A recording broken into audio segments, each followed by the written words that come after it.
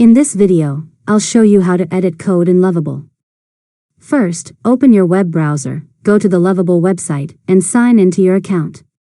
Then open the project you want to edit. Next, open the code view or editor, depending on your version of Lovable.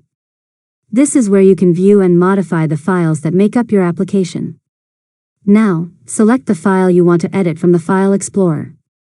Click inside the editor and make your changes just as you would in any other code editor. You can update components, styles, functions, or any other part of your application. After that, save your changes if required, or wait for Lovable to save them automatically. Test your application to make sure your edits work as expected. If you need help making changes, you can also use chat mode to describe what you want, and Lovable can generate or update the code for you. Finally, once you're happy with your changes, test your app one more time and click Publish to deploy the latest version. And that's it. You've successfully learned how to edit code in Lovable.